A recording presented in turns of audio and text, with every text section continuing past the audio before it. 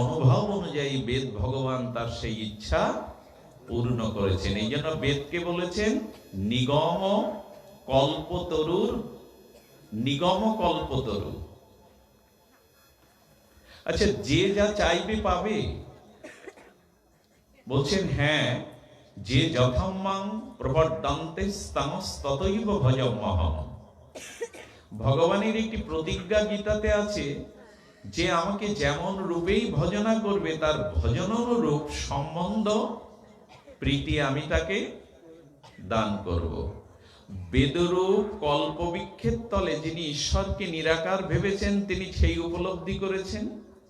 যিনি ঈশ্বরকে সগুণ সাকার সচ্চিদানন্দ ভেবেছেন বেদ ভগবানের কাছে, কল্পতরুর কাছে তিনি সচ্চিদানন্দ ভগবান পেয়েছেন। এই জন্য বেদ হলো কল্পতরু বৃক্ষ। সেই কল্পতরুর কি বলছেন? নিগম কল্পতরুর গলিত। আচ্ছা, যে বৃক্ষটা কল্পতরু, যে বৃক্ষের এত মহামহিমা, তার ফলটা কেমন হবে?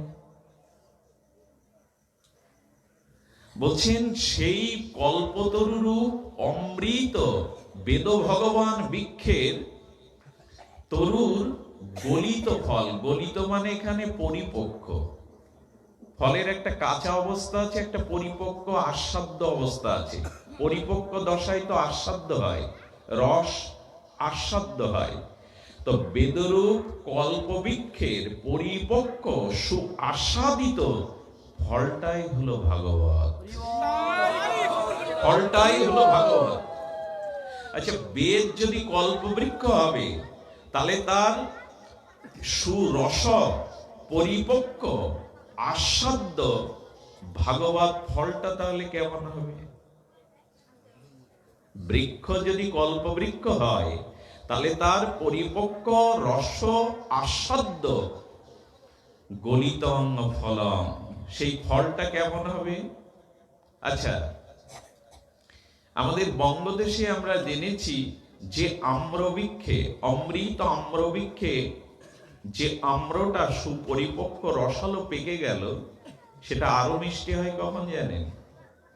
কখন তোতা এসে যদি, টিয়া বা তোতা এসে যদি তার চঞ্জু দিয়ে আমটাকে একটু উচ্ছিষ্ট করে দেয়, সেই ফলটা আরো মধুর হয় না বাবা? গ্রাম বাংলায় মানুষ এটা ভালো জানে যে সুপরিপক্ক অমৃত আমে যদি কোনো তোতা এসে, টিয়া এসে চঞ্চু দিয়ে, ঠোঁট দিয়ে ফলটা একটু উচ্ছিষ্ট করে, জানতে হবে এটা অত্যন্ত সুস্বাদু এবং সুপরিপক্ক। তো বেদরূপ কল্পবৃক্ষের বিগলিত রসজ্ঞ ফল ভাগবত, সেটা আবার সুখ মুখদা দ্রব সংযুত অস্মাদ নাম, ভগবানের অত্যন্ত প্রিয়, অনুরাগময়, প্রীতিময়, অতি অনুরাগ সিক্ত সুখদেব গোস্বামী পর্যন্ত এই ভাগবতটা একটু এটো করে দিয়েছেন, নিজ মুখে উচ্ছিষ্ট করেছেন। এই জন্য সুখদেব গোস্বামী, যিনি গর্ভে থেকেই মায়া মুক্তির প্রার্থনায় ভগবান কৃপা করেছিলেন, আমি পৃথিবীতে যেতে পারি, 12 বছর বিটপি মায়ের গর্ভে ছিল সুখদেব গোস্বামী ছিলেন। ভগবান তাকে বলছেন তুমি মার গর্ভ থেকে পৃথিবীতে এসো, বললো ওখানে মায়া, তোমাকে ভুলে যেতে হয়, আমি যাব না। তুমি যদি আমাকে গর্ভের থেকেই মায়া মুক্তি দিতে পারো তবে যেতে পারি। কত বড় বিজ্ঞ, রসজ্ঞ, সমর্থ, ভগবানের অনুরাগী, চির মায়ামুক্ত পরমহংস কুলতিলক ছিল সুখদেব গোস্বামী। বেরোলেন 12 বছর বয়সে মার গর্ভ থেকে বেরিয়েই, আচ্ছা কোন পিতা পুত্র মুখ সব আনন্দ না চায়? পুত্র জন্মাবার পরে পিতার পুত্র মুখ দর্শনের একটা উৎসব আছে, আছে না? আনন্দ আছে না? এর থেকে বোধ করি জাগতিক আনন্দ আর কিছু নেই। তো কৃষ্ণদ্বৈপায়ন বেদব্যাস দেখছে যে তার 12 বছরের ছেলেটা পরনে কোনো বস্ত্র নাই, দিব্য জ্যোতির্ময় কোটি সূর্য জ্যোতি প্রভা, অঙ্গে কোনো বস্ত্র নাই, চলেছেন। ব্যাসদেব পিছনে ছুটে ছুটে বলছেন, পুত্র রে, পুত্র রে।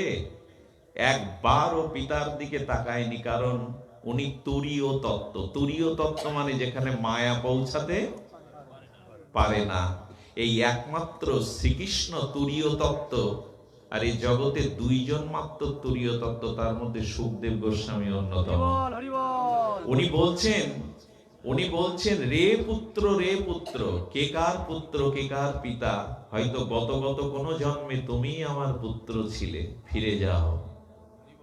এবং সুখদেব যখন যাচ্ছে সরোবরে, কিছু ঋষি যুবতী সুন্দরী রমণীরা, পূর্ণ যৌবনাবতী রমণীরা স্নান করছিলেন। তখনকার সংস্কৃতিতে তারা বস্ত্র খুলে স্নান করছিলেন নিরিবিল নির্জন সরোবরে। ওই 12 বছরের তরতাজা যুবক, যার অঙ্গে কোনো বস্ত্র নেই, তাকে দেখে এই যুবতী ললনাগণ লজ্জা পায়নি। কিন্তু বৃদ্ধ ব্যাসদেবকে পেছনে দেখে তারা কাপড় টেনে নিয়ে অপরাধের ভয়ে ক্ষমা চাইছে। ব্যাসদেব দাঁড়িয়ে গেল। আমার যুবক উলঙ্গ পুত্রকে দেখে এই রমণীদের কোনো প্রতিক্রিয়া হলো না, অথচ আমি তার পিতা, আমার চুল পেকে গেছে, আমি ভগবান বেদব্যাস, ভগবানের জ্ঞান অবতার, আমাকে দেখে এরা লজ্জা পেল।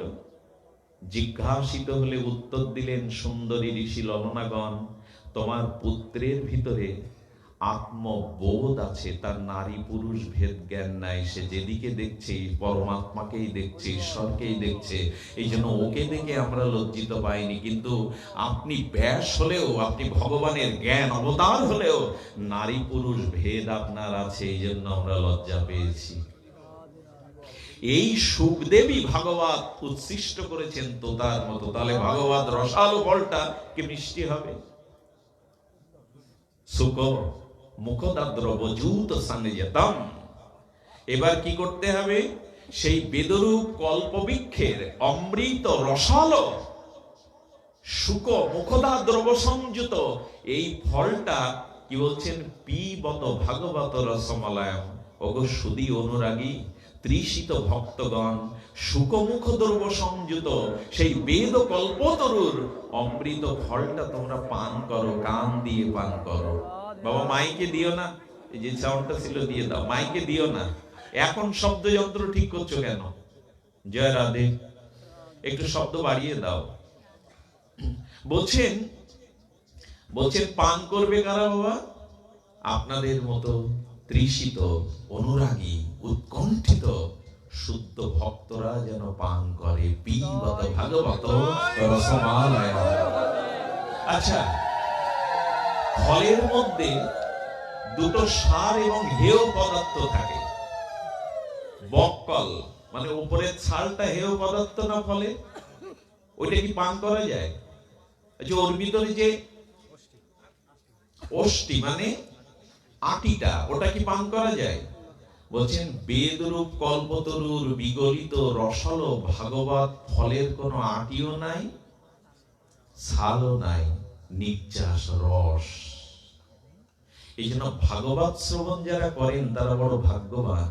ভাগবত শ্রবণ না করলে বিশুদ্ধ নিষ্কামা ভক্তি কোনোদিনই জন্মাবে না। এই জন্য বলছেন পিবত ভাগবত রসমল, ওই রস তোমরা পান করো। তোমাদের সম্মুখে এই গ্রন্থ রূপী আর ভক্ত রূপী দুই ভাগবত, সেই রস পানের জন্য প্রস্তুত, তোমরা পান করো। কিন্তু না, পিবত ভাগবত রসমলয়ম মোহ রসিক ভাবু। এই দেখুন কি তত্ত্ব, রসামৃত সিদ্ধান্ত এসছে। বলেন এই রস কি সকলে পান করতে পারবে? বলো দুইজন কেবল এই রস পান করতে পারবে। কারা তারা?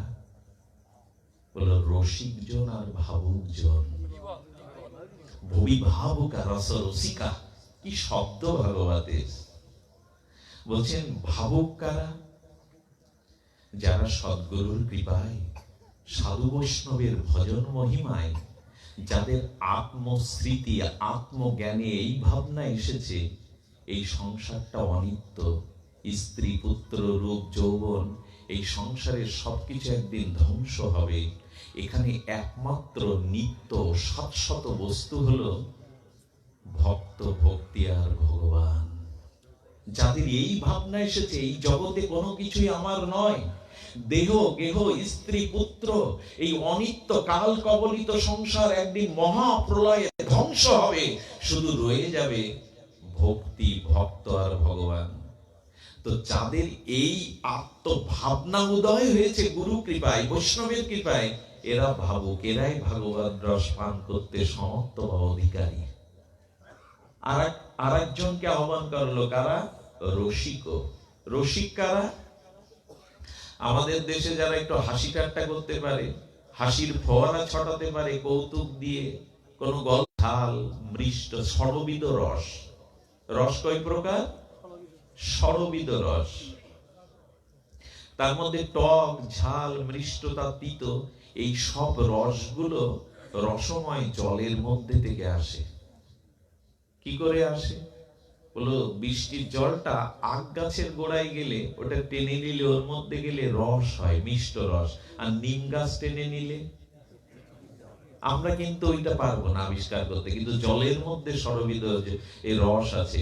আর এই রসের, এই রস তো গৌণ, আর প্রেম ভক্তির রস একমাত্র। এই রসটা সূর্য থেকে যেমন সমস্ত আলো আসছে, তেমন এই রসটা আসছে। এই রসের একটা মৌলিক কেন্দ্র আছে।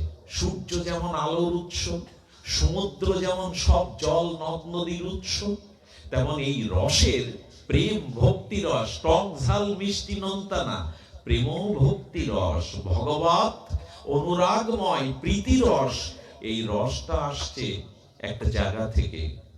সেই রসময় হলেন রসিকেন্দ্র মৌলি, রসিক শেখর, রসিক চূড়ামণি শ্রী গোবিন্দ হতে। শ্রী গোবিন্দই হলো রসিকেন্দ্র মৌলি, রসিক শেখর, রসিক চূড়ামণি। এই জন্য ওই গোবিন্দের প্রেমময় রসের সাথে যিনি যুক্ত হয়েছেন তাকে বলে রসিক। ওই রসের সাথে যার যুক্ততা এসেছে, আচ্ছা, যে নদীর সাগরের সাথে সংযোগ নেই সেটা মরে যাবে না? স্রোতহীন হয়ে পড়বে না? পড়বে কিনা? যে নদীর সাগরের সাথে যোগ নাই সে তো মরে যাবে। বললেন, গোবিন্দের প্রেম ভক্তি অপ্রাকৃত রসের সাথে যে ভক্তের হৃদয়ের যোগ নাই তিনি রসিক নয়। যারা ওই রসের সাথে যুক্ত, এই রসিক আর ভাবুকজন কেবল ভাগবতের পিবত ভাগবত রসমলায়। আচ্ছা, তাহলে আমরা তো বাদ পড়ে যাব, আমরা তো রসিকও নই, ভাবুকও নই। আমাদের কি হবে? বললেন, একটা উপায় আছে। জ্যৈষ্ঠ মাসে আমাদের এই পূর্ব বাংলায় যখন অমৃত ফল আমগুলো পাকে, ওই আম্র কাননে কোনো ব্যাপারী এসে বাগানটাই কিনে নেয়। আমগুলো পাড়ার পরে পুরো বজরা করে যখন সাজিয়ে রাখে, ওই সব পাকা আমের মধ্যে 2-10টা কাঁচা আমও ঢুকে পড়ে। ঢাকায় যেতে যেতে, বাজারে যেতে যেতে 2-4 দিনের মধ্যে ওই পাকা আমের রসে বা রঙে সংস্পর্শে থাকায় কাঁচা আমগুলো রং ধরে পাকার দরে বিক্রি হয়ে যায়। বলছেন, তোমরা যদি এই রস চাও, তাহলে যিনি রসিক এবং ভাবুক তাদের মধ্যে গিয়ে বসো।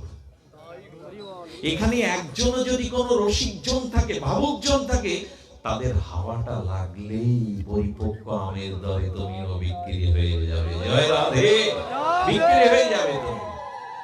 এই জন্য রসিক ও ভাবুর জনের সঙ্গ করো। আচ্ছা, এই হলো ভাগবতের পরিচয়। এই হলো ভাগবতের পরিচয়। যারা শ্রবণে এসেছেন দূর দূরান্ত বা কাছের থেকে, এই দীর্ঘ প্রতীক্ষার পরে আপনারা সেই রস আখণ্ড পান করুন। তবে কোন রসবস্তু পান করতে হয় জিহ্বা দিয়ে, আর ভাগবত রস পান করতে হয় দুটো কর্ণরূপ জিহ্বা দিয়ে। দুটি কর্ণের মধ্যে দিয়ে এই অমৃত রস পান করতে হবে। আমরা একটু এই ভাগবত ধর্ম বুঝতে গেলে নবযোগীন্দ্রের কাছে যেতে হবে। খুব অদ্ভুত তত্ত্ব, যদি একটু সময় নিয়ে আস্বাদন করেন, একটু শ্রদ্ধালু হয়ে আস্বাদন করেন। আচ্ছা, দেবর্ষিপাদ নারদকে জানেন না? হিন্দু ধর্মে এমন কোন নরনারী নাই। দেবর্ষিপাদ শ্রী নারদজি। এই নারদজির জীবনে একটা অভিশাপ ছিল। বলো, নারদের মতো দেবর্ষিপাদেরও জীবনে অভিশাপ থাকে? বলো, থাকে। অভিশাপটা দিয়েছিলেন প্রজাপতি দক্ষ। মনে আছে আপনাদের? অভিশাপটা দিল কেন? অভিশাপটা হলো, নারদ তুমি দুই দণ্ড এক স্থানে কখনো স্থির হয়ে থাকতে, কথাটা একটু স্মরণ করিয়ে দিয়ে আবার বলি, তুমি দুই দণ্ড কোন জায়গায় স্থায়ী হয়ে থাকতে গো দহনকাল সময় পরিমাণ তুমি এক জায়গায় থাকতে পারবে, তার বেশি। এরকম একটা অভিশাপ প্রজাপতি দক্ষ দিল কেন নারদকে? কারণ হলো, ব্রহ্মা দক্ষকে বলেছিলেন তুমি প্রজা সৃষ্টি করো, আমি তো জগৎ সৃষ্টি করলাম, জগতে প্রজা চাই। তো প্রজা সৃষ্টি করতে গিয়ে যখন প্রজাপতি দক্ষ তার প্রজা সৃষ্টিকারী পুত্রদের উনি প্রথমে পাঠাতেন ব্রহ্মচর্য গুরু আশ্রমে। ওইখানে তপ অহিংসা ব্রহ্মচর্য এইসব শিখে তবে তারা এসে গারস্থ অবলম্বন করে বিবাহ করে প্রজা সৃষ্টি করত, প্রজা বাড়াত। কিন্তু ঘটনা হলো, ওরা গুরু আশ্রমে ব্রহ্মচর্য পরায়ণ হয়ে নৈতিক আদর্শ শিক্ষা নিয়ে যখন ফিরে আসতেন, মাঝপথে নারদ গিয়ে দাঁড়াতো, কোথায় যাচ্ছ? ওর কাজ তো ঘুরে বেড়ানো। কোথায় যাচ্ছ? বললো ব্রহ্মচর্য আশ্রম থেকে বিয়ে করে গারস্থ হয়ে প্রজা সৃষ্টি করব, পিতার আদেশ পালন করব, তাই গিয়ে ফিরে যাচ্ছি। বলে সর্বনাশ, অমৃত থেকে বিশেষ সাগরে যাচ্ছ, আর বিবাহ করলে জন্ম মৃত্যু জরা ব্যাধি ত্রিতাপ জ্বালা এগুলো ভোগ করতে চাচ্ছ কেন? আমার মতো আসলে যে যেমন সে অন্যকে তাই বানাতে চায়, তাই না? নারদ যে রসে ডুবে রয়েছে, আনন্দ ডুবে রয়েছে, সে চায় আমার মতো সবাই রসিক হোক, সবাই আনন্দ পাক। সংসারের মোহজালে কেন তারা আবদ্ধ হবে? যে যেমন প্রকৃতির, সে তো অন্যের ভিতরে তাই চাইবে, চাইবে না বাবা? আমি যে ভগবানের আনন্দ বিনা যন্ত্রে প্রেমানন্দে হরি গুণাগুণ গেয়ে বেড়াই, এরা সংসারে রোগ ব্যাধি পুত্র কন্যা যাতনায় যুক্ত হলে আনন্দ পাবে না, যা চলে যাও। নারদের উপদেশ শুনে কেউ আর গৃহে ফিরে যেত না। প্রজাপতি দুঃখ জানতে পারলো, সর্বনাশ, পিতা বলেছেন সৃষ্টি করতে, যদি বিবাহই না করে, গারস্থ ধর্ম না করে, তো প্রজা সৃষ্টি আমি কি করে? এই বেটা নারদ আমার সন্তানগুলিকে সবাই ফিরিয়ে দিয়ে ব্রহ্মচারী সন্ন্যাস করে দিচ্ছে। আর যাতে না, আচ্ছা উনিও মনে মনে বুঝতে পেরেছেন এটা তো নারদের কাজ, নারদ তো এইভাবে বিতরণ করবে ভক্তি, কাউকে মায়াতে আবদ্ধ করবে কেন? কিন্তু বললেন নারদকে না থামানে গেলে সৃষ্টি বন্ধ হয়ে যাবে। নারদকে বললেন দুই দণ্ড যেন তুমি এক জায়গায় স্থিতি না হও। পাশের লোকজন নারদকে টিটকারি করছে, কি গো গোসাই, কি হয়েছে? তো তুমি দুই দণ্ড এক জায়গায় দাঁড়াতে পারবে না। নারদ আনন্দে বলছেন, সুবিধায় হয়েছে, আগে দুই চারজনকে পাঠাতাম, এখন জগৎময় সবাইকে ভক্তি দিয়ে পাঠিয়ে দেবো গোবিন্দের চরণে, সারা জায়গায় ঘুরবো। ভক্ত কখনো অভিশাপ মনে করে না, এটা বর মনে করে, আমি ঘুরবো সব জায়গায় গিয়ে ভক্তদেরকে আমি ত্যাগ বৈরাগ্যময় ভক্তির ধারায় নিয়ে আসবো। এইভাবে দেবর্ষিপাদ নারদের অভিশাপটা এসেছিল, দুই দণ্ড যেন। কিন্তু মানুষ তো এক জায়গায় একটু স্থিতি হতে চায় না? দেবর্ষিপাদ নারদ চিন্তা করলেন, সব জায়গাতেই গেলে তো এই অভিশাপ আমাকে তাড়া করবে, একটা জায়গায় গেলে এই অভিশাপ ওখানে পৌঁছাতে পারবে না। আমার গোবিন্দ যেখানে আছেন, আমার ভগবান যেখানে আছেন, ওইখানে গেলে আমাকে আর তাড়া করতে পারে। এই জন্য নারদ বারবার দ্বারকাবতীতে যেতেন, ওইখানে ভগবান শ্রীকৃষ্ণ ভক্তদের নিয়ে আছেন দ্বারকা, ওইখানে গেলে অভিশাপ পৌঁছাবে না কেন? প্রশ্ন যাচ্ছে না আপনাদের মধ্যে? একটা রহস্য কথা বলি, কথাটা মেনে নিতে পারলে অনেকটা পথ এগিয়ে পারবেন। আমাদের জীবনটা অভিশাপে ভরা। এই যা কিছু জরা ব্যাধি মৃত্যু আমাদের ঘটছে, আমাদের পূর্বজন্মের কর্মফল।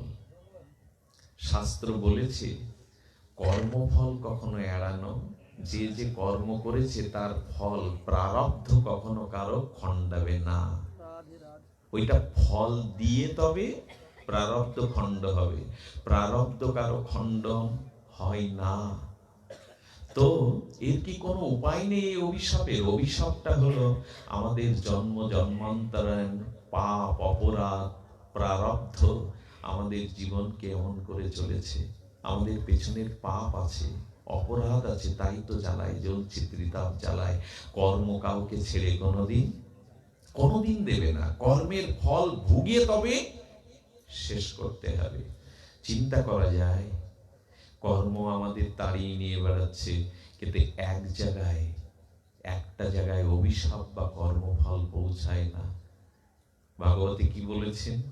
ভাগবতে বলেছেন, দ্বারকা নাথায় ভুজঙ্গ রক্ষিত। আচ্ছা, গোবিন্দের মুখ থেকে ব্রাহ্মণের সৃষ্টি, তাই না বাবা? আর বাহু থেকে কার সৃষ্টি? ক্ষত্রিয়। দেশ রক্ষা করে কারা? ক্ষত্রিয়। তা যে বাহু থেকে ক্ষত্রিয় সৃষ্টি করে বহিঃশত্রু থেকে ক্ষত্রিয়রা দেশ বিশ্ব রক্ষা করে, সেই গোবিন্দের হাত যেখানে, সেখানে বহিঃশত্রু আক্রমণ করবে কি করে? অভিশাপ। এই জন্য ভগবান যেখানে থাকেন মা, যদি কোনো ভক্ত সেই ভগবানের চরণাশ্রয়ে যেতে পারে, তবে কর্মফলের নিদারুণ প্রারব্ধ আর তার ক্ষতি করতে পারে না। কেমন জানেন?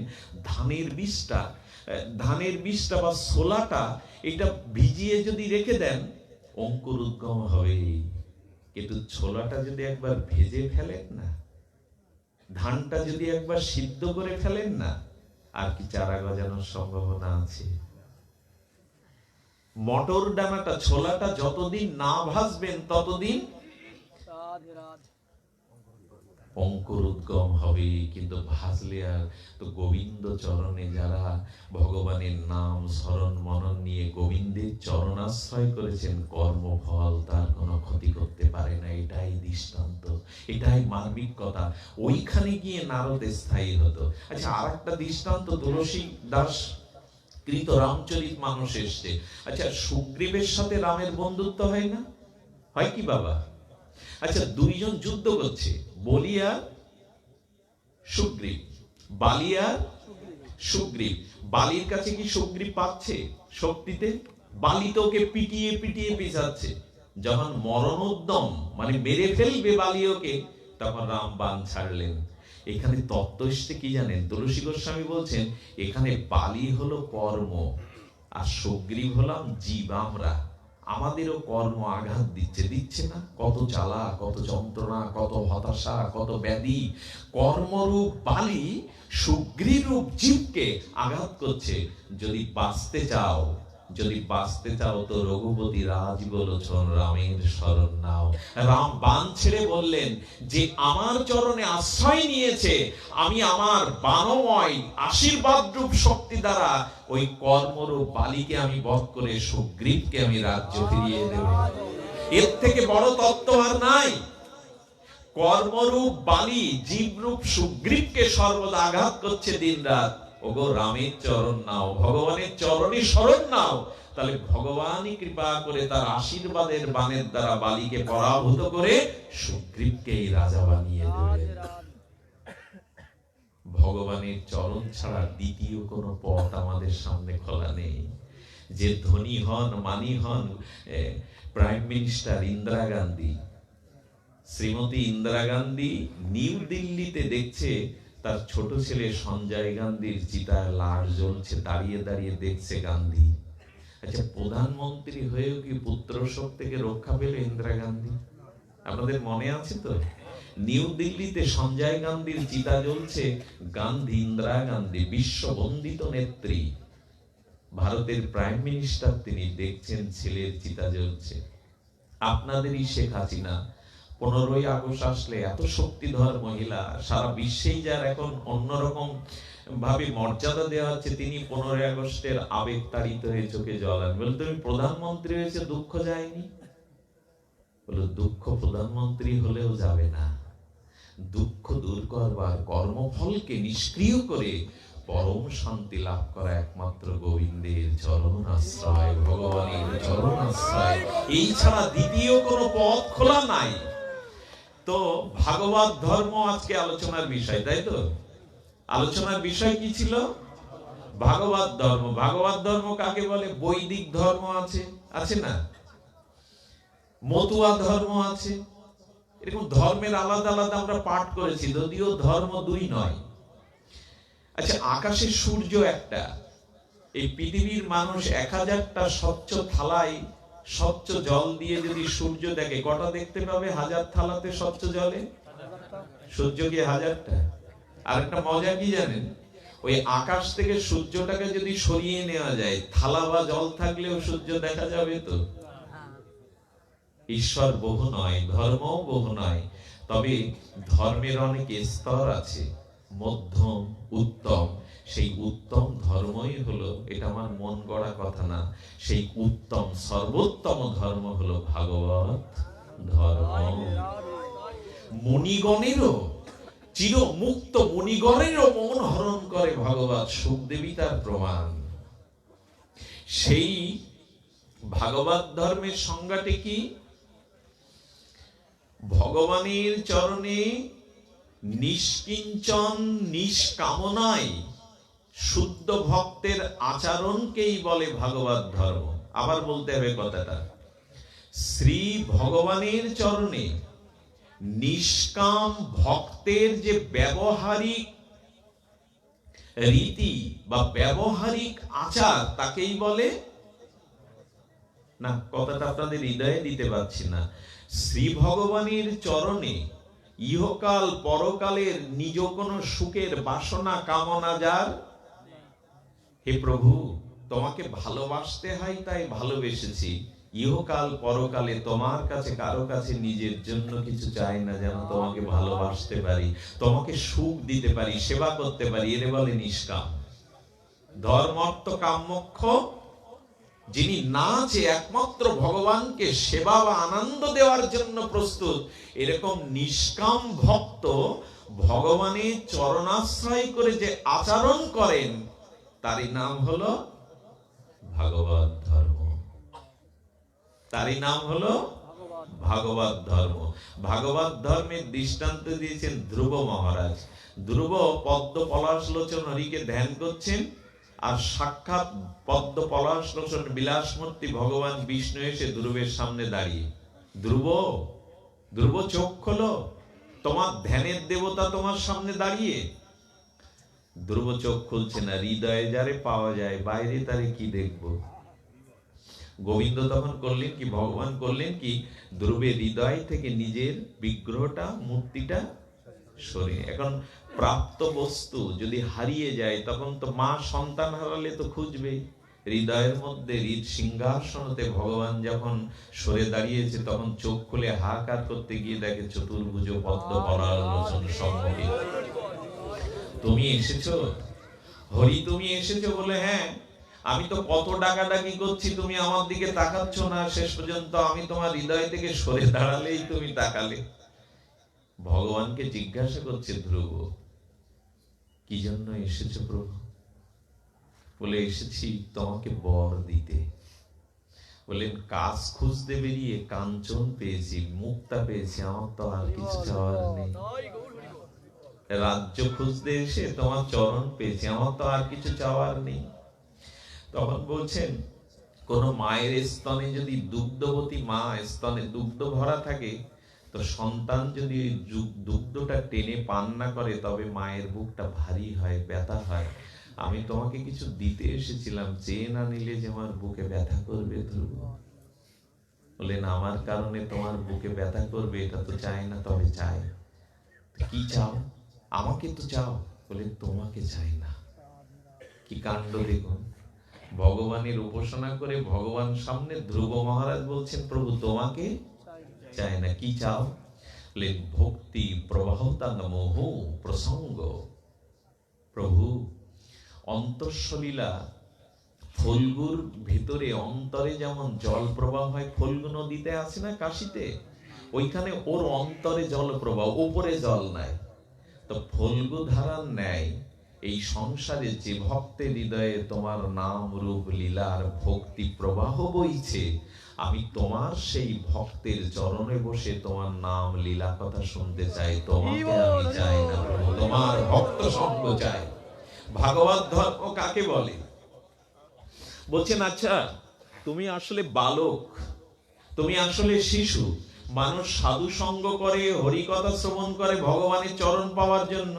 তাহলে ভগবানকে পাওয়াটা হলো সাধ্য বস্তু পাওয়া, আর ভগবানের চরণ পেতে গেলে যে সাধনা, তাকে বলে সাধন। সাধনার সাধ্য।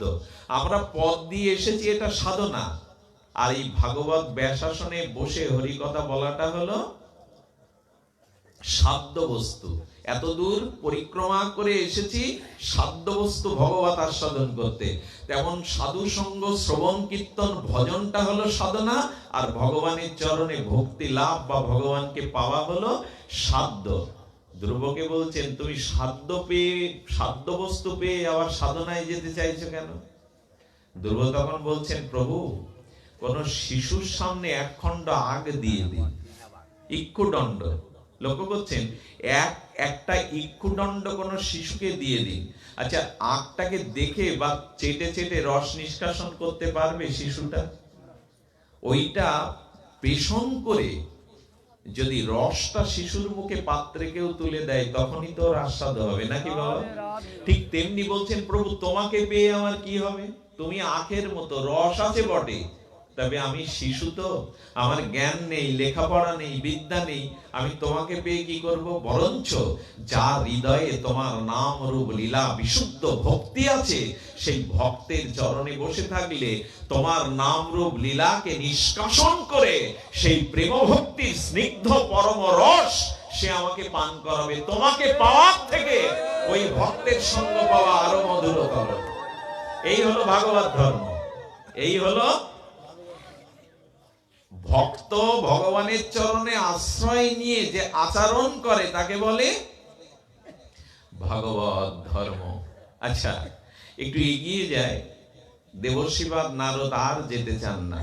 দ্বারকায় একবার এলে শ্রী গোবিন্দর দুয়ারে দুয়ারে দেখেন।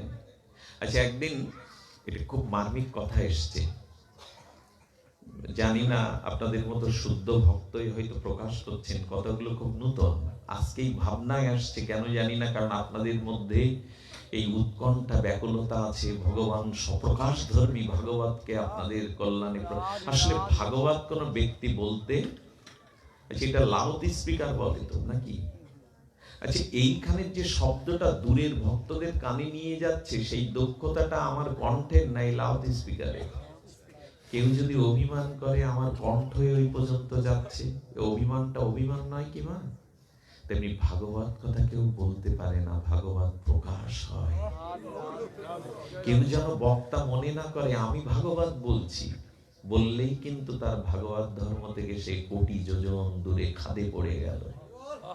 আচ্ছা, সূর্যকে কোন বিজ্ঞানীরা সূর্যের প্রকৃতির নিয়মে 6টায় উঠবে, উদয় হবে 6টায়, ভোর 6টায়, আধা ঘন্টা আগে কেউ শক্তি প্রয়োগ করে সূর্যকে তুলতে পারবে তো?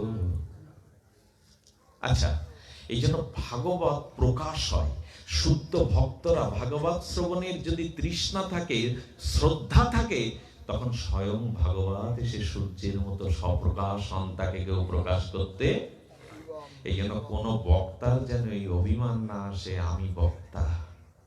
আচ্ছা, আকাশে সূর্য উদয় হয়েছে, তার প্রভা, তার কিরণ চারিদিকে বিস্তৃত হচ্ছে। আপনি ঘরের দরজার জানলা খুলে দিলেন। আচ্ছা, জানলা দিয়ে দরজা দিয়ে যে সূর্যের কিরণ প্রবেশ করছে, ওটা কি জানলার কারণে? ওটা কি দরজার কারণে? সূর্যই যদি না থাকতো, কিরণই যদি না থাকতো, তো জানলা দরজা খুলে আপনি কি করবেন? তেমনি ভাগবতের দরজা জানলা স্বরূপ আমরা খুলে বসতে পারি। সূর্যের স্বপ্রকাশ আলো না এলে জানলা দিয়ে প্রবেশ করবে না। শুদ্ধ ভক্তের হৃদয় জানলা দিয়ে ভগবান ভাগবত প্রকাশ করে দেন। এই হলো ভাগবতের মহিমা, প্রকাশ করে দেন। এই জন্য অনেকটা সময় নষ্ট করে ফেলেছি, তবু এমন তো নয় আগামীকালের সূর্য আপনার আমার জীবনে না উঠতে পারে। আমি চালাকি করে আপনাদের সময় বেশি নিচ্ছি না, কিন্তু হতে পারে। এখান থেকে 16 বছর আগের ঘটনা। আমি কীর্তন করছি আমার গ্রামে, প্রতি বৃহস্পতিবারে আমি এদের নিয়ে কীর্তন করি। জয় রাধে। কীর্তন করতে করতে হঠাৎ করে আমার চোখের দৃষ্টির মধ্যে এলো এক 10 বছরের কিশোর। 10 বছরের কিশোর ছেলেটার নাম শশাঙ্ক দেবনাথ। জীবনে কখনো সে সঙ্গে আসেনি। সঙ্গে আমাদের একটা পদ আছে, এমন দিন আর হয় কি না হয়, হরি বল বলো ভাই। ও দেখলাম হাত তুলে গাইছে, এমন দিন আর হয় কি না হয়, হরি বল বলো ভাই। রাত 12টায় ও প্রণাম করে চলে যাচ্ছে আর বলছে, দাদা আশীর্বাদ করবেন এবার থেকে যেন হরি নামে হরি কথায় আসতে পারি, এসো ভাই এসো। রাতটা চলে গেল। সকালের প্রথম প্রহরে আমার গর্ভধারিণী মা এসে বলছেন, শশাঙ্ক জলে ডুবে মারা গেছে একটু আগে। আমি চলে গেলাম। অপলক নয়নে ও সদ্য মৃত্যুবরণকারী মুখটার দিকে তাকিয়ে বিন্দু বিন্দু করে জল পড়ছে আর নিজেকে জিজ্ঞাসা করছে, কালই তো গাইলি, এমন দিন আর হয় কি না হয়? তোর জীবনে আর হরি বলা দিন আসবে না?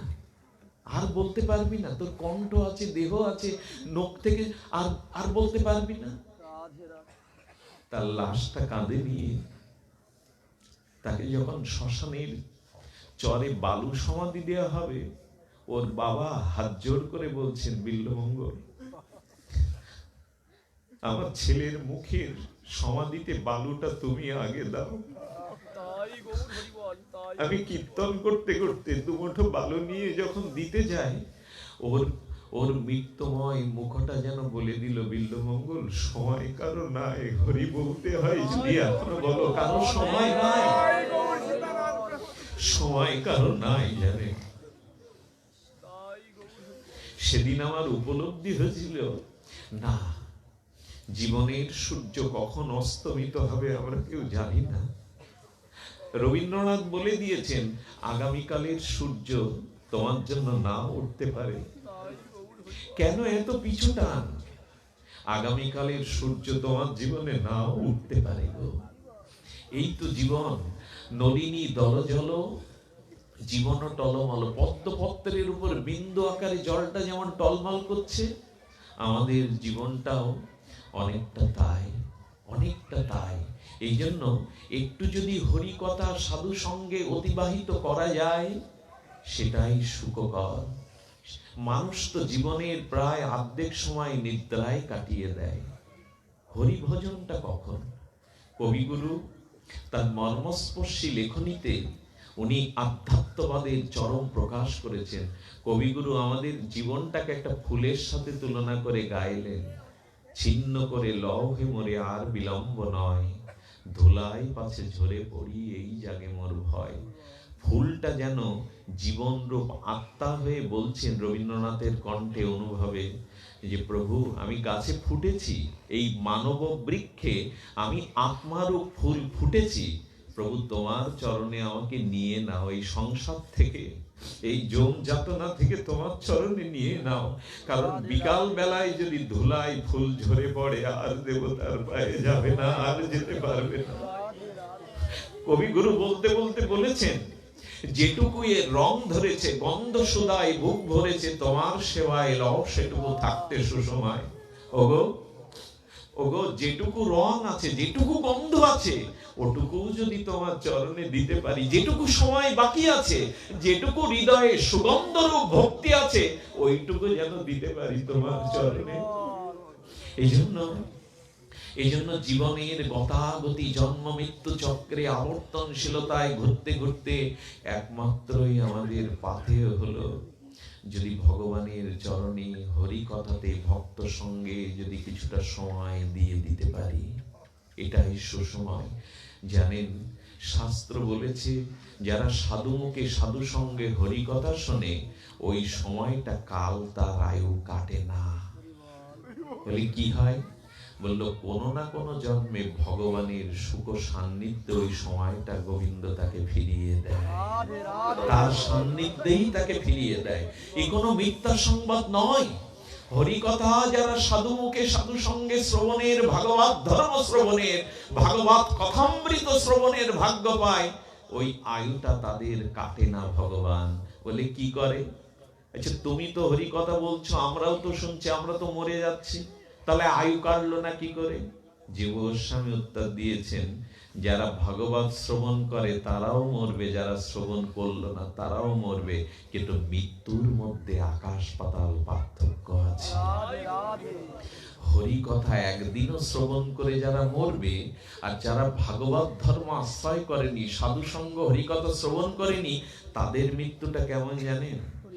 বিড়ালি যখন বাচ্চা পারে, বিড়ালি বাচ্চাগুলো পারে, তখন বিড়ালি মা করে কি, বাচ্চাগুলোকে স্থান পরিবর্তন করে দিনে 10-12 বার, যাতে বিড়ালির বাচ্চাগুলো সুখে থাকে। একবার উনানে, একবার খাটে, তো ঘাড় মোটকে দাঁত দিয়ে যখন ধরে, ওই বিড়ালের বাচ্চাটাকে জিজ্ঞাসা করবেন, তোমার ব্যথা লাগছে না?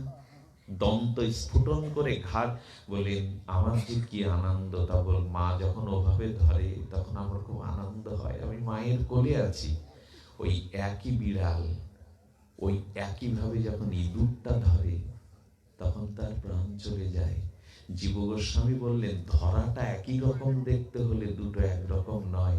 যিনি একদিনও সাধু সঙ্গে হরি কথা শোনেন, গোবিন্দ বলছেন ওই বিড়ালের বাচ্চার মতো ভক্তি দেবী তাকে কোল নিতে আসবে। তুই হরি কথা শ্রবণ করেছিস, তোকে এমনি করে নিয়ে যাবে। যারা হরি কথা শ্রবণ করে নাই, তাদেরকে অমনি করেই তাদের যম যাতনা নিয়ে চলে যাবে। ভগবান বলেছেন, যারা একদিনও হরি কথা শ্রবণের ভাগ্য পেয়েছে শুদ্ধ সাধুকে, যমকে বলেছেন সেখানে যাওয়ার তোমার অধিকারই নেই, তুমি অধিকার হারিয়েছো সেখানে যাওয়ার।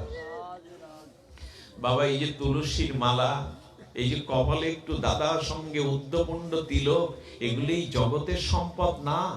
শাস্ত্র বলে দিয়েছে, এইগুলো যাদের কাছে আছে যম, তাদের কাছে তোমরা যাবে না, এটা আমার প্রতিজ্ঞা করা। ভগবান বলছে,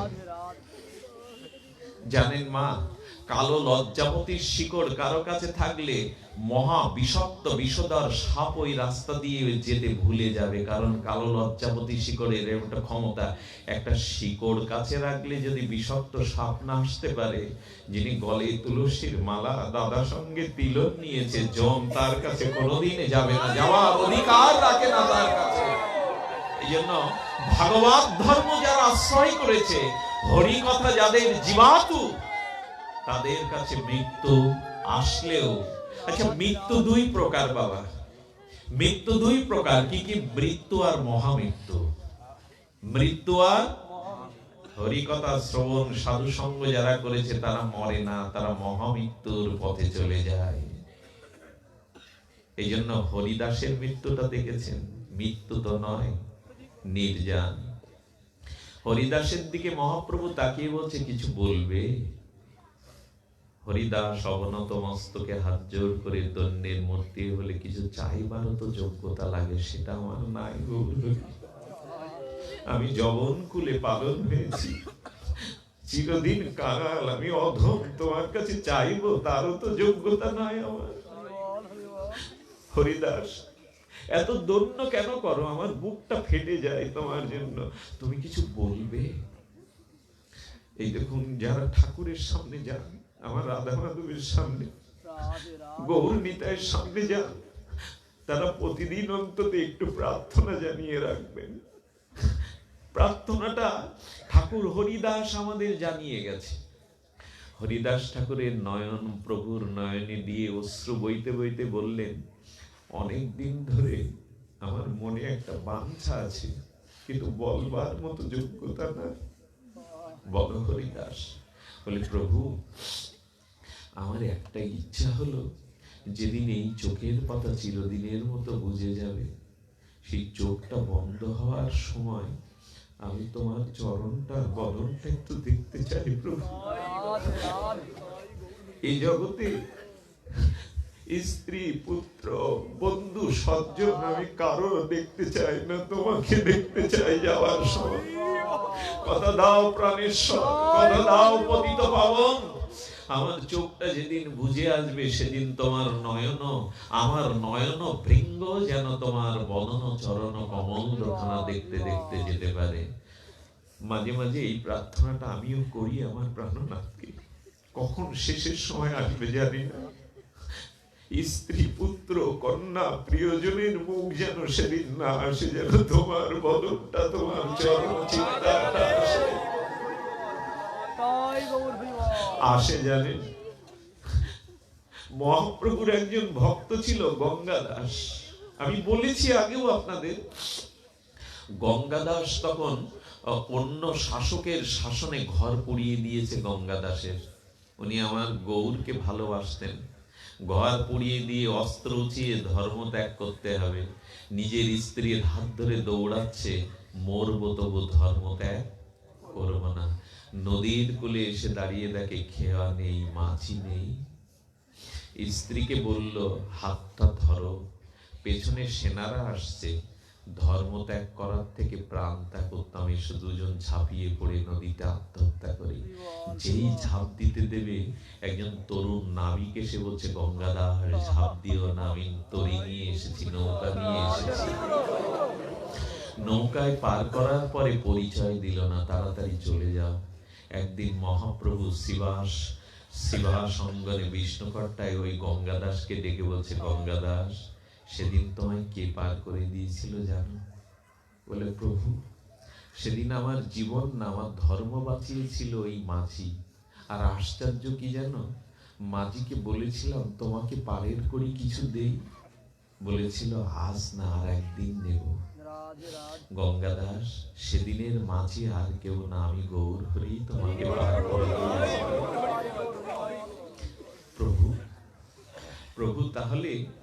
প্রভু তাহলে আমাকে আর একটা জিনিস আজ তোমাকে দিতে হবে, তোমার চরণে আমি ভিক্ষা চাইছি। বললো, আমার জীবনের আর একটা নদী পার হওয়া এখনো বাকি আছে। যেদিন ওই কূলে গিয়ে দাঁড়াবো, এদিনের মতো সেদিন করি না নিয়েই আমাকে পার করে দিও, শেষের দিনে আমাকে এমনি করে পার করে দিও। এগুলো চোখের জলের আবেগ নয়, এগুলো দর্শক মাতানো কথা নয়, এগুলো পরবর্তী বাইনা হবে এই জন্য লোককে কাঁদানো নয়। এইটাই হলো শাশ্বত ভাগবত ধর্ম। প্রার্থনাটা জানিয়ে রেখেন, শেষের দিনে এমনি করে পার করে দিও। রাম লক্ষ্মণ সীতা পার হবে, আর কিবট রামায়ণে সেই গঙ্গার তীরে রাম বনবাসে যাওয়ার সময় পার হবে, ডাকছে কিবট, রাম ডাকছে কিবট, পার করে দাও, গঙ্গা পার করে দাও। কিবট শুনেও শুনছে না, লক্ষ্মণ রেগে উঠেছে। এই প্রভু ডাকছে, তুমি শুনতে পাচ্ছ না? বলে, লক্ষ্মণ ঠাকুর শুনতে সব কটা ডাক পেয়েছি। বলে, তুমি ফিরছিলে না যে? কিবট হাত জোর করে রামের দিকে তাকিয়ে বলছে, রাজি বলেছেন রামকে, প্রভু তুমি আজ পার হবে বলে আমার খেয়া ঘাটে এসেছো, তো তুমি কথা দাও, যেদিন জীব তোমার খেয়া ঘাটে যাবে, সেদিন আমার মতো যদি ডাক দিয়েও তোমাকে না পাই, মাঝিকে কেমন হয় তাই দেরি করে বসালাম, তোমার কেমন হয় প্রভু, তোমার কেমন হয়? আমার একটা নিবেদন শোনো, যারা তোমায় ডাকবে, প্রাণ উদাল করে চোখের জলে ডাকবে, তাদের ডাকে পার করতে যেন দেরি করো না প্রভু, তাড়াতাড়ি পার করে দিও তাদের। কিবট রাম সীতা লক্ষ্মণকে নৌকায় তুলেছে, তুলে মা যখন নিয়ে যাচ্ছে, ওই পারে যেতে গিয়ে হালটা ছেড়ে দিচ্ছে, মানে যাতে তাড়াতাড়ি ওই পারে। রাম সীতা লক্ষ্মণ বসেছেন। লক্ষ্মণ বলছে, তোমার স্বভাবটা কি? আরে পেছনে আমাদের অধৈর্যবাসীরা কাঁদছে, দাদা চোখের আড়াল হবে বলে, তা তুমি দেরি করছো কেন ওই পারে নিয়ে যেতে নৌকাটা? লক্ষ্মণ ঠাকুর, খুব খারাপ লাগছে না? শোনো, আমি এটা কেন করছি, আমি তোমার এই প্রাণপতি দুর্বাহদল রামচন্দ্র ভগবানকে বলছি, প্রভু তোমার বৈতরণী খেয়ায় যখন আমরা উঠবো, তুমিও যেন ওপারে নিয়ে যেতে দেরি করো না, দেরি করলে কেমন হয় তাই তোমাকে বোঝাচ্ছিলাম। আরে বাবা, কিবট পার করে দিল। পার করে দেওয়ার পর রামচন্দ্র হেসে বলছেন, কিবট তোমার পারের করি কি দেব? রাম ভগবানের দিকে একগাল হেসে এই সরল কিবট ভক্ত বলছে, পাটনি। কিবট মানে পাটনি, খেয়া পারাপার করে। বলছেন, প্রভু মাঝি যদি মাঝির নৌকায় ওঠে, ড্রাইভার যদি ড্রাইভারের গাড়িতে ওঠে, একই পেশার মানুষ তো অন্য পেশার কাছে মূল্য নেয় না। লক্ষ্মণ বলছে, তার মানে আমার দাদাও মাঝি, আমার রাম দাদাও মাঝি, আর তুমিও মাঝি এক? বলে, লক্ষ্মণ ঠাকুর আমি তো এই জগতের একটা নদীর মাঝি, আর তোমার দাদা বিশ্ব সংসার সাগরের মাঝি। আজকে আমি করি নিলাম না, এই আশায় যেদিন তোমার তরণীতে যাব, সেদিনের জন্য করি ছিল না প্রভু। এগুলো খুব মর্মস্পর্শী প্রার্থনা। এই কথাগুলো গোবিন্দের সামনে বসে, বিগ্রহের সামনে বসে মাঝে মাঝে অঞ্জলি করে জানাতে হয়। ফিরে আসি, এই হলো, এখানে কোনো কামনা বাসনা নাই, এই শুদ্ধ আচরণটাই হলো ভাগবতের আচরণ। ভাগবত বলছে কিছু চেয়েও না, নিজের কামনা বাসনার জন্য তাকে ব্যবহার করো না, তাকে ভালোবাসো। না চাইতেই মনুষ্য জন্ম দিয়েছে, না চাইতেই ফুলের বক্ষে সুগন্ধ দিয়েছে, না চাইতেই প্রজাপতির রং ডানা মেলেছে, না চাইতেই সূর্যের কিরণ চন্দ্রের চন্দ্রিমা দিয়েছে, না চাইতেই আকাশের নক্ষত্ররাজি দিয়েছে, না চাইতেই পাখির কণ্ঠে কলকাকলি দিয়েছে, না চাইতেই শিশিরের বুকে বিন্দু আকারে প্রভাতে তোমার শিশির বিন্দু দিয়েছে, না চাইতেই মায়ের স্নেহ পিতার প্রণয় দিয়েছে, না চাইতেই স্ত্রীর প্রেয়সীর প্রণয়ভূত করেছে, পুত্রকন্যার আদর দিয়েছে, আকাশ দিয়েছে, ভূমি দিয়েছে, ফুল দিয়েছে, গান দিয়েছে, দুর্লভ জন্ম দিয়েছে। এখন শুধু তাকে দেওয়ার পালা, আর কিছু চাওয়ার নেই। ভালো ছাদে বাসতে পারি, তোমাকে যেন প্রাণ দিয়ে, আমার চাওয়া পাওয়ার কিছু নেই। এটাই ভাগবত ধর্ম, এটাই ভাগবত ধর্ম। যদি কিছু চাওয়া পাওয়ার ইচ্ছা, ভোগ বাসনা থাকে, তবে আমার গোবিন্দ চরণে গিয়ে ঠকে যাবেন। চাইতে নেই। এই জগতে যারা চায় না তারা খুব কম পায়, এই জগতে যারা চায় তারা খুব বেশি পায় না। একটু না চেয়ে তাকে ভালোবেসে দেখুন। গোবিন্দকে, উদ্ধবকে গোবিন্দ বলছেন, গোবিন্দ আমি ভক্তের পিছনে চলি কেন জানো?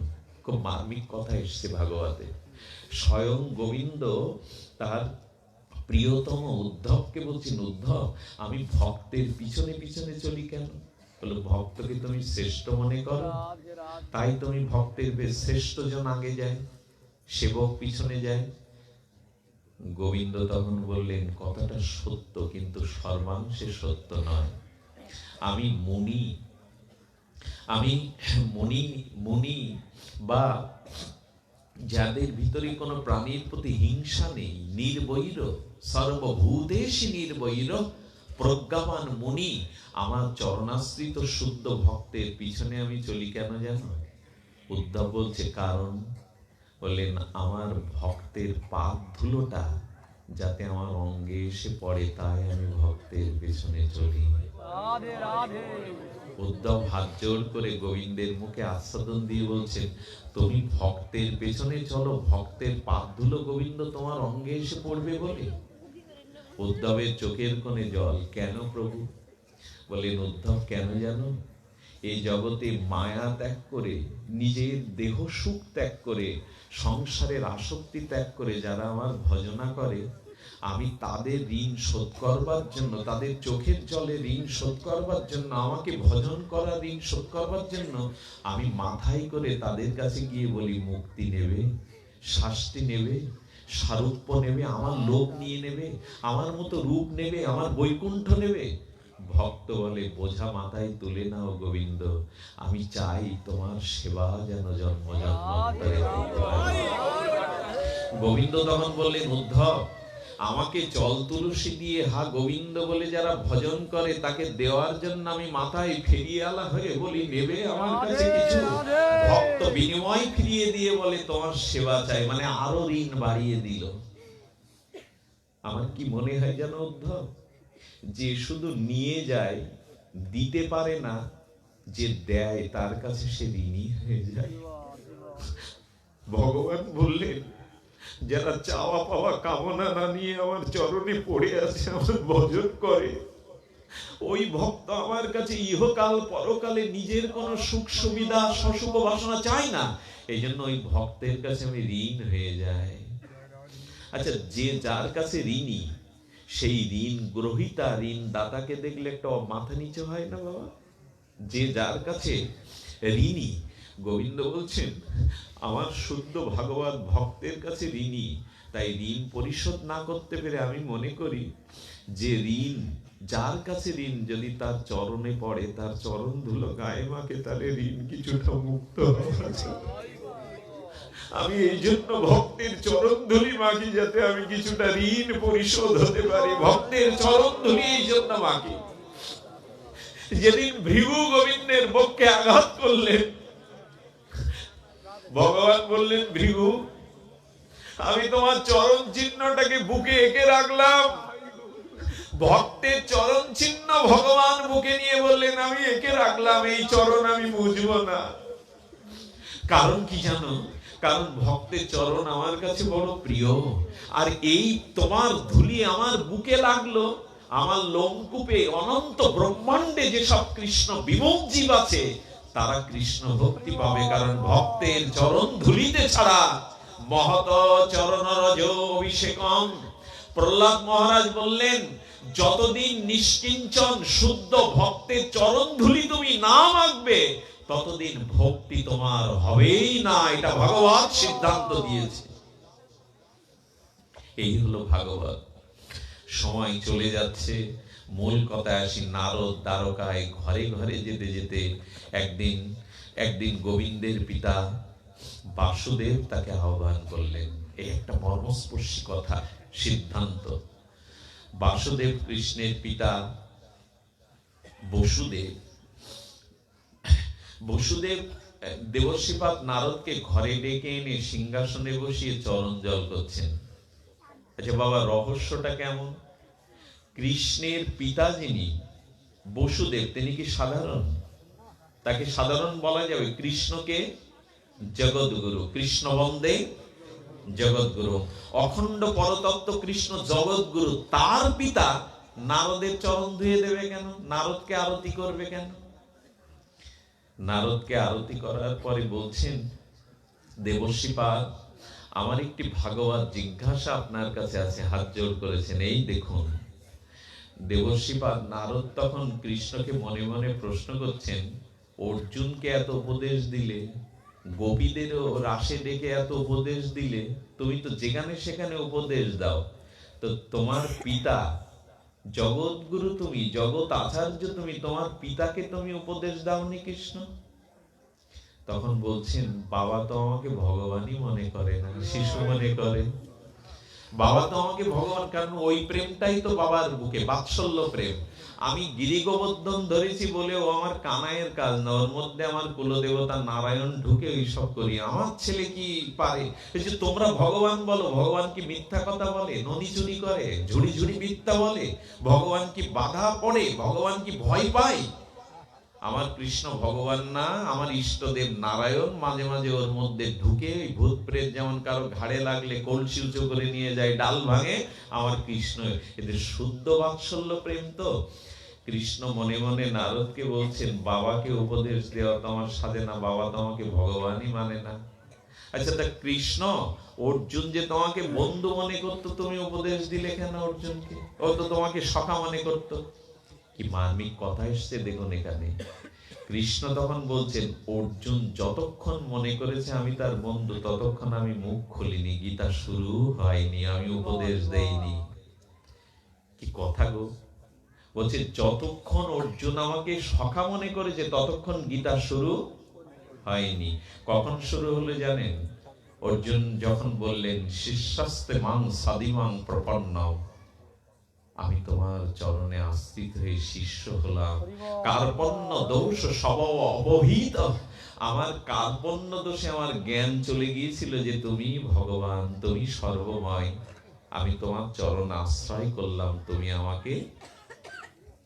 এবার তখনই কিন্তু গীতার কথা ভগবান বলেছেন, কলিবং মাসমৌগমপত্তনৈন পর্যুদ্যতে ক্ষুদ্র হৃদয়ং দুর্বলং তেক্ততিষ্ঠ পরম তব। এ কথা কখন বললেন কৃষ্ণ? তেষাং সতত যুক্ত না, যখন অর্জুন শিষ্য হলেন। তার মানে সাধুগুরুর কাছে নিজেকে আশ্রিত মনে করে, আশ্রয় তত্ত্ব মনে করে গিয়ে জিজ্ঞাসা করতে হবে, তর্কের দ্বারা, যুক্তির দ্বারা নয়। আগে তো আত্মসমর্পণ করুন। আচ্ছা, যে জলের প্রবল স্রোতে হাতি ভেসে যায়, সেই স্রোতের বিপরীতে মাছগুলো যায়, কিন্তু যে মাছগুলো স্রোতের উজানে উল্টো দিকে ধায়, সেই মাছের মধ্যে যে মাছটা মরে গেছে সে কি স্রোতের বিপরীতে যেতে পারবে না? ভেসে যাবে।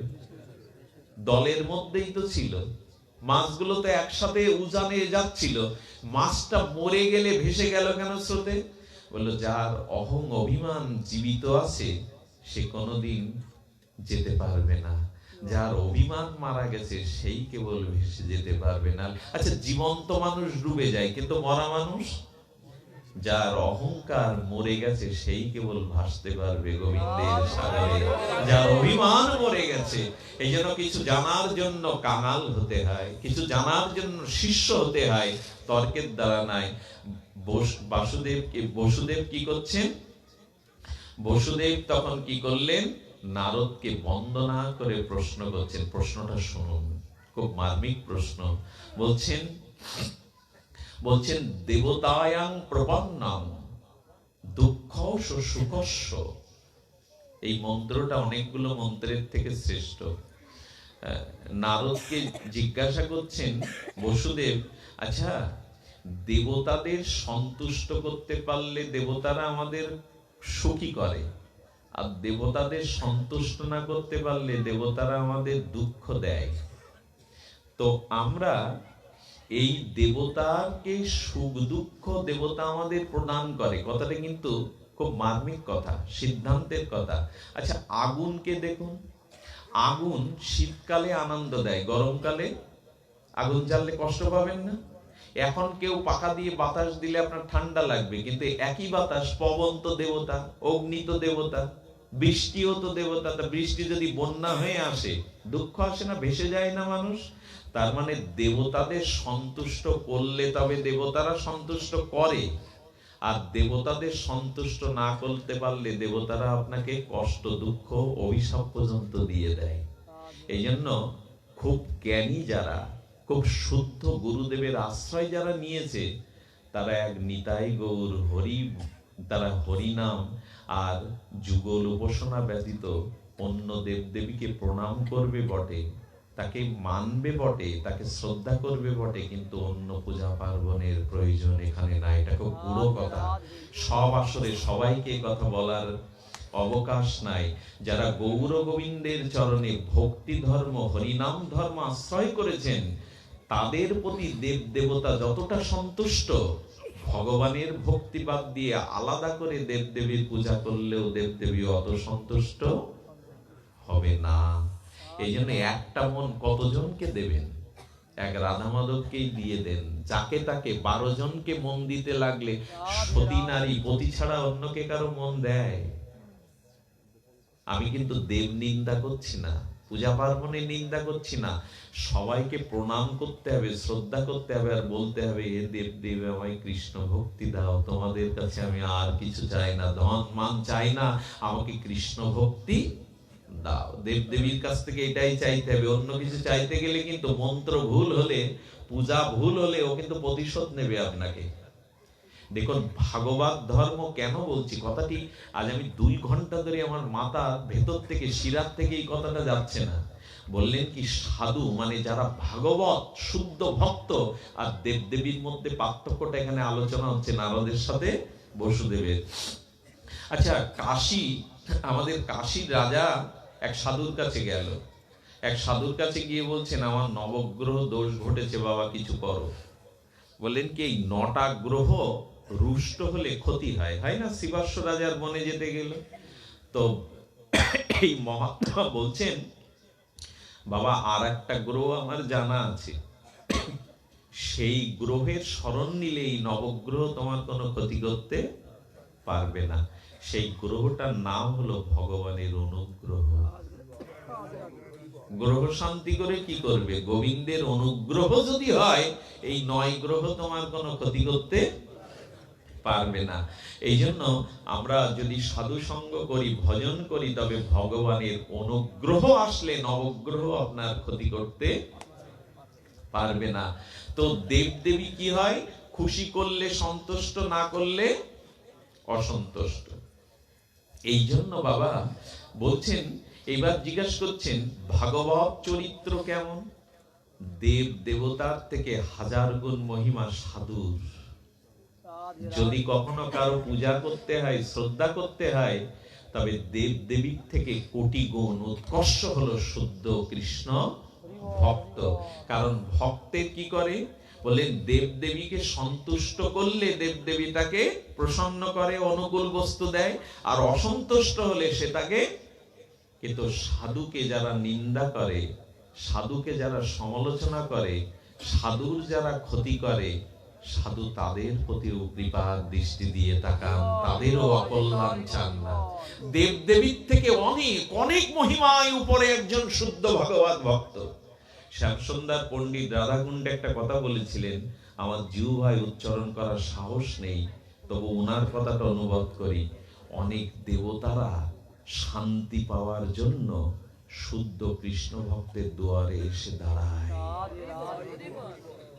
এই কথা যে কত উপরে। অনেক দেবদেবীরা প্রেম ভক্তির বাতাস পাওয়ার জন্য অনেক শুদ্ধ ভক্তের দুয়ারে এসে দাঁড়ায়, যাতে প্রেমের বাতাসটা গায়ে লাগে। আরে কত বলছেন কেন তো বললেন, শুনুন, সাধুকে কেউ ক্ষতি করলেও সে তার কল্যাণের চিন্তা করে, অকল্যাণের চিন্তা করেন। এটা দেবদেবীর চরিত্রেও নাই, একজন ভাগবতের চরিত্রে যেটা আছে। জানা আছে বাবা, 22 বাজারে হরিদাসকে যারা বেত্রাঘাত করছে, বলছে প্রভু ওদের উদ্ধার করো, ওরা জানে না ওরা কি করছে।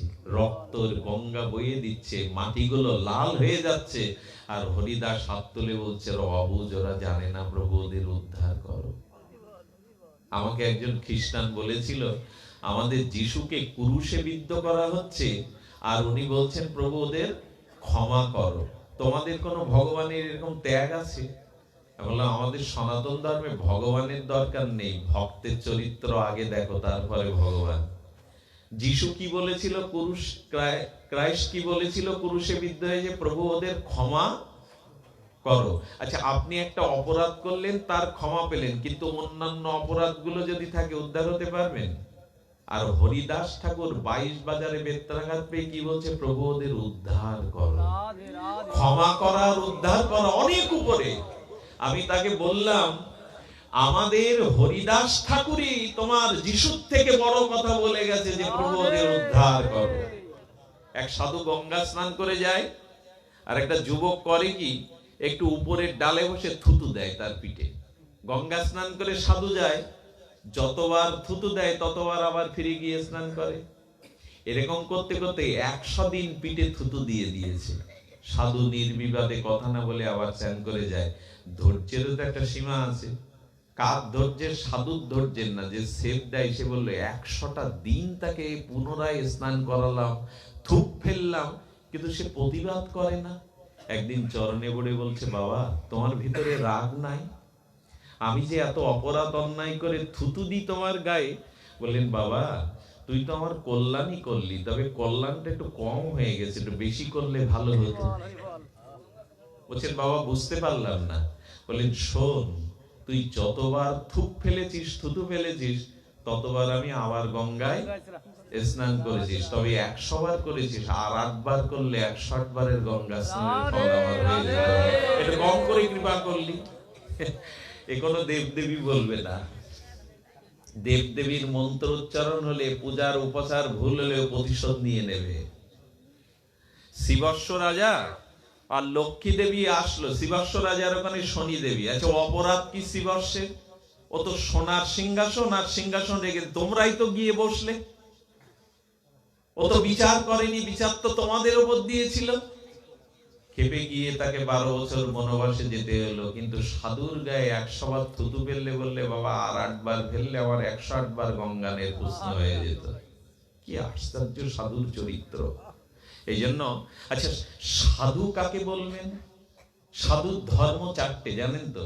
খুব কথাটা এসছে, খুব গুড়ো কথা। সাধুর ধর্ম কয়টা? এই 4টে কারো ভিতর থাকলেই শুধু তিলক মালাটা নিতে হবে অবশ্য, কিন্তু এটাই সাধুর মূল পরিচয় না, এটা বাহ্যিক পরিচয়। মূল পরিচয় 4টে। সাধু হতে গেলে তার মধ্যে তপস্যা থাকতে হবে, সত্য থাকতে হবে, দান থাকতে হবে, দয়া থাকতে হবে। কটা বললাম? তপ মানে তপস্যা, সত্য, দান আর দয়া।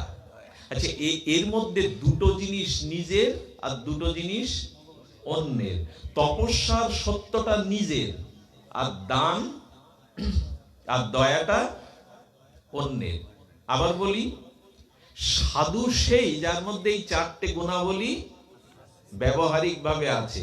তার মধ্যে সত্য থাকতে হবে, তপস্যা থাকতে হবে। আমি বলি লোককে ভোরে ওঠো, আমি উঠি 8টায়। এরকম সাধুর সঙ্গ করে এগোনো যাবে না। এদের মুখে হরি কথাও আমরা খুব এগোতেছি। আপনি আচরণ যিনি করেন না, অর্থাৎ তপস্যা যিনি করেন না, সে সাধুর সাধুত্বই থাকবে না। আমার এই মায়েরা স্বামী পরমানন্দজির আশ্রিত, ভারত সেবাশ্রমে, কিন্তু কৃষ্ণ ভক্ত। স্বামীজি কি বলেছেন? স্বামীজি বলেছেন, ত্যাগ, সংযম, সত্য, ব্রহ্মচর্যই হলো ধর্ম। ধর্ম কি? ত্যাগ, সংযম, সত্য।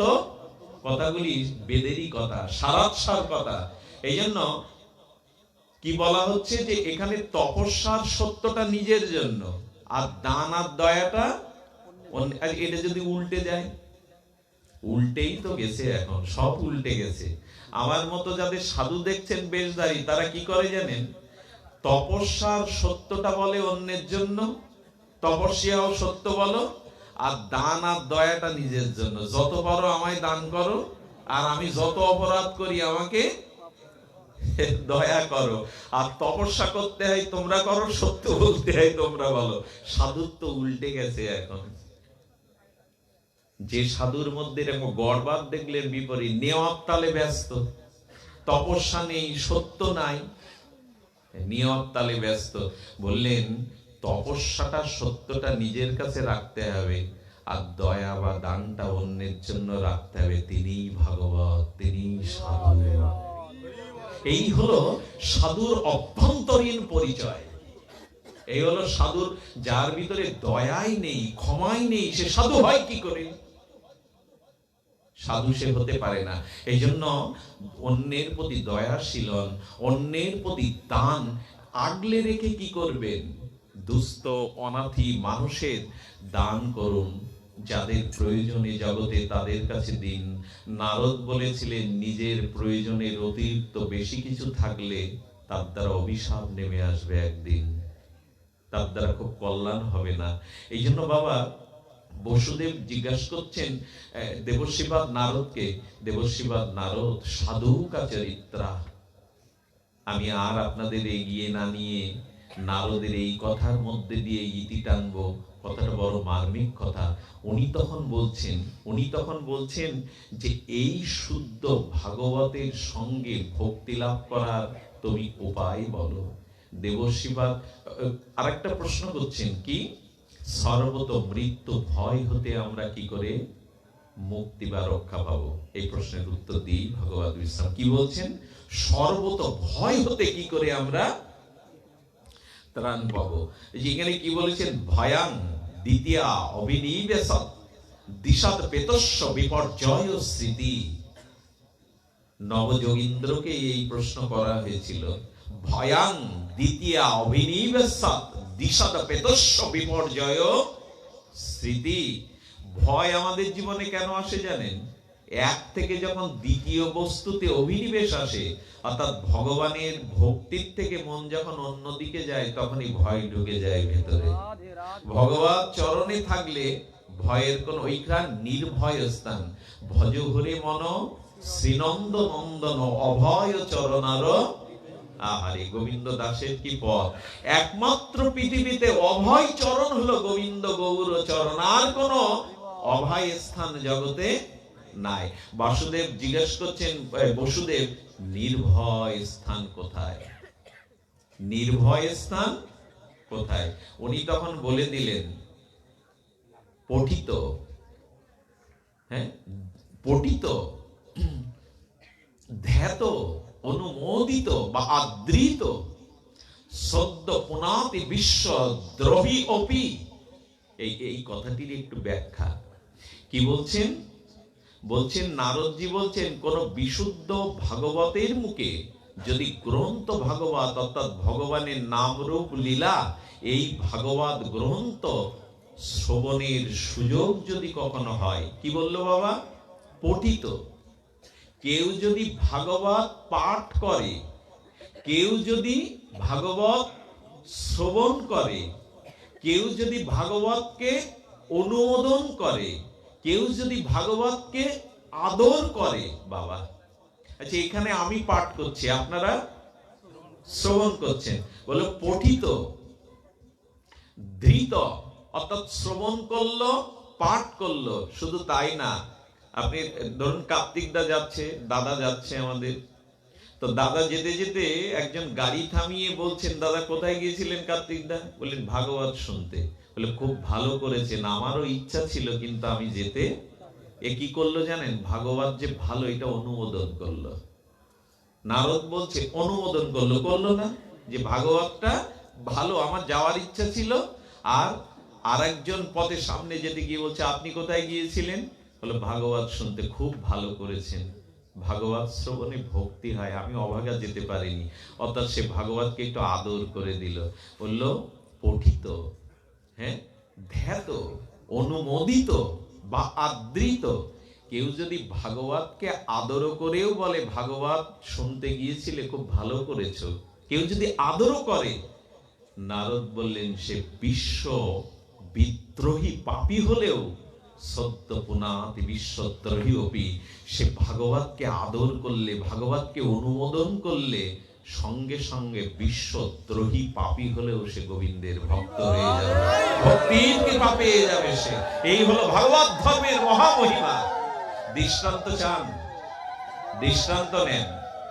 একজন বাজার করতে গিয়ে অটোতে উঠেছে, অটোর পেছনে একটা বিজ্ঞপ্তি পড়ে আছে, বিজ্ঞপ্তি অমুক গ্রামে বেলা 3টের সময় 3 দিন ব্যাপী ভাগবত। এরকম বিজ্ঞপ্তি দেয় না বাবা অটো, এই বাসে। ও তখন বাজারের থলেটা ছেড়ে দিয়ে অটোকে মূল্য ভাড়া চুকিয়ে দিয়ে উল্টো গাড়ি ধরেছে, ভাগবত শুনবো 3টে। ছুটতে ছুটতে এসে 2:30 বেজে গেছে। 2:30 বেজে গেছে যখন, 3টেই ভাগবত শুরু থেকেই শুরু করবে, এই তৃষ্ণা ওর ভিতরে আরো জেগে যাচ্ছে যত সময় গড়িয়ে আসছে। ও 3 রাস্তার মোড়ে গিয়ে 10 মিনিট সময় বাকি আছে, শুরু থেকেই শ্রবণ করবে। 3 রাস্তার মোড়ে গিয়ে 3 রাস্তার মোড়ে পথ পাচ্ছে না। আমরা যেমন পথ না পেয়ে পথ হারিয়ে ফেলেছি, তো 3 রাস্তার মোড়ে যেমন পথ নেই, হঠাৎ করে দেখে 3 রাস্তার মোড়ে একটা অট্টালিকা, সুরম্য অট্টালিকার ভেতরে ঢুকে গেছে। ওটা ছিল বেশ্যালয়। এক পতিতা দেহ পুজিবিনী, সে সাজিয়ে এক যুবককে মনোরঞ্জন করার জন্য প্রস্তুতি নিচ্ছে। গিয়ে বলছে, মা বলতে পারো ভাগবতটা কোন দিকে হচ্ছে? 3 রাস্তা আমি জানতে পারছি না। বলে হতচ্ছাড়া, তোরা শোনবার সময় জায়গা হয়নি, বেরিয়ে যা, বেরিয়ে যা, দূর হয়ে যা, ওই ডান পথ দিয়ে যা। গালাগালি দিল বটে, দূর করে দিল বটে, কিন্তু পথটা ঠিক দেখিয়ে দিল, ডান দিকে যা। ও গিয়েই 3টের থেকে ভাগবত পরমানন্দে শুনলো। 3 দিন প্রসাদ পেল ভাগবত শুনে। যখন ফিরে আসছে বলছে ওই মাকে আর একটা প্রণাম করে যায়, উনার কারণে আমি পথ হারাইনি। ফিরে এসে শুনে 2 দিন আগে উনি মারা গেছেন। উনি যখন জমালয়ে গেছেন তখন যম মহারাজ বলছে, চিত্রগুপ্ত একটু দেখো তো ওর জীবনের পাপ পুণ্যের খাতাটা। বললেন, বলছে প্রভু পাপ আর পাপ ছাড়া কোনো পুণ্য নেই। বলে একটু ভালো করে দেখো, কাউকে নরকে দিতে আমারও ইচ্ছা হয় না, আমি তো ভগবানের মহাজন। পৃষ্ঠা উল্টে দেখে প্রভু এক জায়গায় একটু লাল কালির দাগ দেওয়া। লাল কালির দাগ দেওয়া কেন? বলছে ও তিরস্কার করে দূর দূর করে একজনকে ভাগবত পাঠ হচ্ছে ওই পথটা চিনিয়ে দিয়েছিল, এইটুকুই লাল কালির দাগ পড়ে আছে। তখন হঠাৎ করে ওর আত্মাটাকে ডেকে বলছেন, আমরা তো বেকায়দায় পড়ে গেছি, আমারও সংবিধানে এটা জানা নাই, ভাগবত পাঠের পথ দেখিয়ে দিলে তার কি হয়। ওনারা তখন চিন্তা করে যম বলছেন কি, চিত্রগুপ্তকে খাতাটা নাও, যিনি জগৎ সৃষ্টি করেছেন সেই ব্রহ্মার কাছে চলো, গিয়ে একটু শুনিয়ে সংবিধানের নিয়ম কি। আমার তো সংবিধান জানা নাই। ব্রহ্মাকে নিয়ে দ্বাদশ মহাজনের অন্যতম যম মহাজন বিমানে করে ব্রহ্মালোকে গেছে। ব্রহ্মা বলছে সবসময় বেদ পাঠ করি, আর এই ভাগবত তো আমার লেখা নয়, 16টা ভাগবতের, ভাগবত তো আমি বলিনি, স্বয়ং ভগবান বলেছেন। তো আমার মাথা ঘুরছে, আমারও সংবিধান জানা নেই, কেউ কাউকে ভাগবত আসরের পথ দেখিয়ে দিলে তার কি হয়। উনি তখন বলছেন শিব ঠাকুর জানতে পারে, উনি আমার থেকে মহান। ব্রহ্মা তখন বলছে, আচ্ছা দাঁড়াও তো, আমি একটু জানার সুযোগ যখন পেয়েছি জেনে আসি যে ভাগবত শ্রবণের পথ দেখিয়ে দিলে কি হয়। শুধু ভক্তগণ, ব্রহ্মা বিমানে করে এদিকে কি করেছে জানেন? সেই পতিতার জীবাত্মাটাকে ওই যমালোক থেকে ব্রহ্মালোকে নিয়ে এসছে। কেন জানেন? যদি ওর কাছে জিজ্ঞাসা করতে চাই তুমি কি বলে পথ দেখিয়ে দিয়েছিল, আবার সাক্ষীকে নিতে আসবো নাকি, ওকে নিয়ে চল। শিব ঠাকুরের কাছে গেলে বলছেন আমারও তো মাথা ঘুরছে, আর আমারও তো বলবার সময় নেই, এক কাজ করো আমারও একটু সংবিধানটা জেনে নেই, কারণ ভাগবত তো আমি জগতে প্রথম বলেছিলাম, ভাগবতের কি মহিমা ওটা আমারও জানা নেই, চলো তো বিমানে করে। বলে প্রভু ওকে কি করব? বলে ওই তো সাক্ষী, ওই পথ দেখিয়ে দিয়েছিল, কি বলে ওকে নিয়ে চলো। একবার বৈকুণ্ঠে গিয়ে রথ ঢুকে গেছে। শিব ঠাকুর যে রথে, বিমানে, পুষ্প বিমানে, ব্রহ্মা যে বিমানে, দ্বাদশ মহাজন যম যে বিমানে, ওই পাপীয়সীর আত্মাটাও সেই বিমানে। ভগবানকে যাওয়ার পরে ব্রহ্মা শিব বন্দনা করার পরে বলছে বিচার করে আসা কেন? বিচার তো হয়ে গেছে। বললেন বিচার কি হলো? বলল ভাগবতে আমি বলেছি পঠিত, ধ্যাত, অনুমোদিত, আদৃত। ভাগবতকে যদি কেউ আদর করে সে আমার চরণে শুদ্ধ ভক্তি লাভ করবে। আর ওর বিচার কি জানো? যে যম মহারাজের সাথে ব্রহ্মালোক শিবলোক ঘুরে বিমানে করে বৈকুণ্ঠে আসতে পারে, তার বিচার তো হয়ে গেছে। তার বিচার তো হয়ে গেছে। বলেন প্রভু তাহলে ওকে আমরা স্বর্গে দিয়ে দিই। গোবিন্দ তখন বলছে যম তুমি গীতা পড়নি? গীতায় বলা আছে কি? আব্রহ্ম ভুবন লোকা পুনরাবর্তিন সহার্জুন মামোপেত্য তু কন্তেও পুনর্জন্ম ন বিদ্যাতে। কেউ যদি আমার চরণে একবার আসে তাকে আর জন্ম মৃত্যু চক্রে ফিরে যেতে, এই স্থানে যারা আসে তাদের আর জন্ম মৃত্যু চক্রে ফিরে যেতে হয় না। এই হলো ভাগবতের পথ দেখিয়ে দেওয়ার প্রাপ্তি। তাহলে যারা বসে বসে শ্রবণ করেন তাদের কি হয়?